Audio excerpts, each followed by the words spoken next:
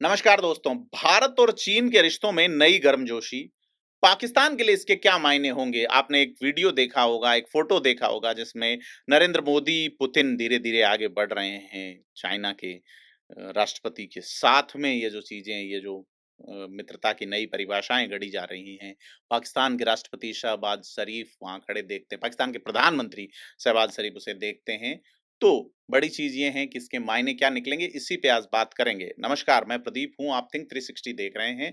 भारत, पाकिस्तान, चीन, रशिया के हिसाब से जियोपॉलिटिक्स की परतों पे बात करेंगे, क्योंकि कभी दुश्मनी की सरहदों पर तनाव, कभी सहयोग की नई उम्मीदों के साथ में अक्सर यहाँ की भूगोलिक राजनीति सफर करती हैं। एशिया के 2 दिग्गज यानी भारत और चीन जब आमने-सामने बैठते हैं तो सिर्फ बातचीत नहीं होती, इस बातचीत की गूंज और उस गूंज की अनुगूंज पूरी दुनिया सुनती है।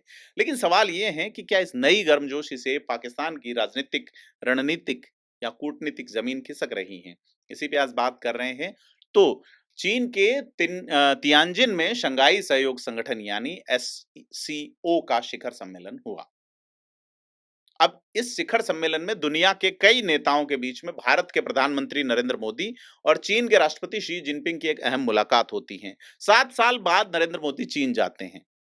ऐसे में ये पल अपने आप में एक और ऐतिहासिक क्षणों में जुड़ता है। इसी सम्मेलन में पाकिस्तान के प्रधानमंत्री शहबाज शरीफ भी मौजूद थे, लेकिन भारत और चीन की मुलाकात में जो ऊर्जा थी, जो गर्माहट थी, उसने सारी सुर्खियों को अपनी ओर खींच लिया। शी जिनपिंग का जो कहना रहा इस मामले में वो साफ रहा कि भारत और चीन सिर्फ प्राचीन सभ्यताएं ही नहीं है, बल्कि ग्लोबल साउथ की ताकत हैं। ड्रैगन और हाथी को साथ आना चाहिए। बड़ी चीज ये है कि नरेंद्र मोदी क्या कहते हैं। प्रधानमंत्री नरेंद्र मोदी जवाब देते हैं कि 2.8 अरब लोगों का भविष्य, यानी कि भारत और चीन का जो पॉपुलेशन है उसका काउंट करते हुए नरेंद्र मोदी बोलते हैं कि 2 अरब 80 करोड़ लोगों का भविष्य भारत चीन सहयोग पर टिका है। भारत संबंध सुधारने के लिए दृढ़ संकल्पित हैं। ये बयान ऐसे समय आया है जब भारत अमेरिकी टैरिफ का दबाव झेल रहा है। तो बड़ी चीज है कि भारत और चीन, इनकी आर्थिक शक्ति का समीकरण क्या बैठता है? आईएमएफ ये कहता है कि भारत 5 ट्रिलियन डॉलर की इकोनॉमी की ओर बढ़ रहा है। चीन पहले से ही दूसरी सबसे बड़ी आर्थिक शक्ति है। अब विशेषज्ञ इसमें अपनी राय देते हैं और ये कहते हैं कि अ, अब जो चीज़ें हुई हैं, ख़ास करके वीज़ा के मामलों में ढील जैसे निर्णय लिए गए हैं, साथ ही भारत और चीन के बीच सीधी उड़ान सेवा शुरू की गई है और नए व्यापारिक समझौते दिए गए हैं, यह रिश्तों को मजबूती देंगे। क्योंकि भारत चीन से सिर्फ व्यापार नहीं, बल्कि टेक्नोलॉजी का ट्रांसफर भी चाहता है। यानी कि आप अगर हमें कोई मिसाइल देते हैं, तो मिसाइल टेक्नोलॉजी भी दीजिए, जैसे रशिया देता है, अमेरिका नहीं देता। तो अब इस मामले में चुनौती क्या है? चुनौती है सीमा विवाद। भारत और चीन के बीच सीमा का विवाद है, अक्साई चीन से लेकर अरुणाचल तक विवाद है। दलाई लामा और तिब्बत का मसला है। क्या सोच रहे होंगे दलाई लामा? धर्मशाला जिले से निर्वासित सरकार जो चला रहे हैं कि चीन और भारत की दोस्ती अगर बहुत गहरे हो जाती है, तो तिब्बत का जो हक है, उसका जो मसला है, उसका क्या होगा? क्योंकि दलाई लामा, पचेन लामा और नए लामा की पहचान का जो आधार है, वो कई सारी धार्मिक व्यवस्थाओं पे, कई सारी आस्थाओं पे, कई सारी सिस्टम पे निर्भर करता है। चीन अपने लेवल पे नए लामा का चयन करना चाहता है। इनमें भारत की क्या भूमिका रहेगी? बड़ी चीज़ें हैं। अगर हम फ्रीडम ऑफ एक्साइल पढ़ें, दलाई लामा की जीवनी, तो बहुत सारी चीज़ें आपको समझ में आएगी।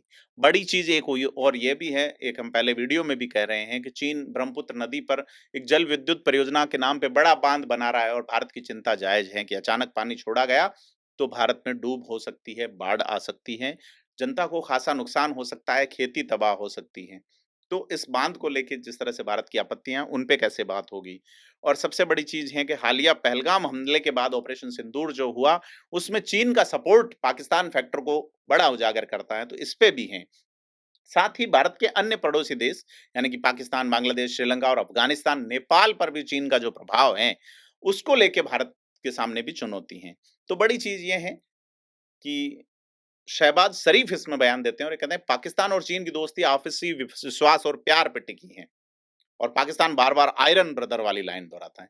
लेकिन असलियत ये है कि पाकिस्तान के पास टेक्नोलॉजी इस्तेमाल करने का बुनियादी ढाँचा नहीं है और अगर वह चीन पर पूरी तरह निर्भर होता है, तो वो बराबरी वाला रिश्ता नहीं है, वह छोटा भाई बन के रहेगा। अब भारत बराबरी का भाई बनता है, हिंदी-चीनी भाई-भाई का नारा, फिर 62 का युद्ध और तमाम चीज़ें, उसके बाद गलवान, उससे पहले नाथुला क्लैश, ये सारी चीज़ें हैं। लेकिन इसके बीच में भारत और चीन की जो नज़दीकी बढ़ रही है, वो पाकिस्तान के लिए संदेश है कि इस क्षेत्र का असली खेल बड़े खिलाड़ी ही तय करेंगे।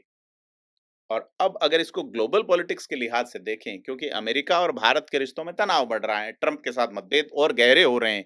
ट्रंप की टीम ये कह रही है, नवारों को सुने तो वो कहते हैं कि 2 तानाशाहों यानी रूस के पुतिन और चाइना के जिनपिंग, इनके साथ मोदी का खड़ा होना ठीक नहीं है, उन्हें यहाँ नहीं खड़े होना चाहिए था।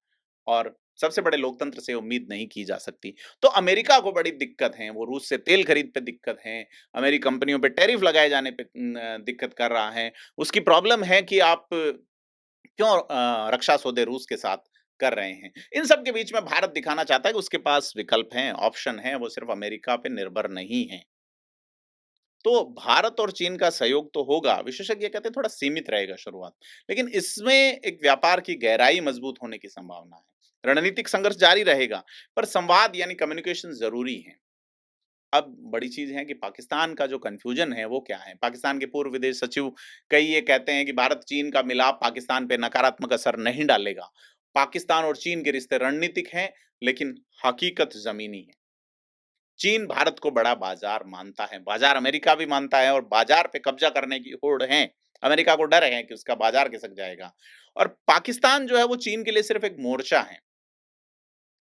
अब यही कारण है कि चीन चाहेगा कि वो अमेरिका से बड़ी शक्ति बनना चाहता है, तो भारत और पाकिस्तान के बीच टेंशन कम हो, ताकि ये इलाका, ये जो साउथ एशिया का इलाका है, इसकी जियोपॉलिटिकल स्थिति स्थिर रहे। तो कुल मिला के भारत और चीन की मुलाकात महज एक कूटनीतिक इवेंट नहीं है। यह उस एशिया का संकेत है जहां भविष्य की राजनीति और अर्थव्यवस्था तय होनी है। ड्रैगन और हाथी यानी चाइना और भारत अगर साथ आते हैं, तो पाकिस्तान के लिए खेल के नियम बदल सकते हैं और भारत का संदेश साफ है कि हम संवाद चाहते हैं पर अपनी शर्तों पे। और यही है नई एशियाई राजनीति की असली कहानी। अगर आपको ये लगता है कि इसमें कुछ और पॉइंट है तो आप कमेंट करके बताइए। थिंक 360 को सब्सक्राइब कीजिए, वीडियो को लाइक और शेयर कीजिए। मिलते हैं एक और एपिसोड में।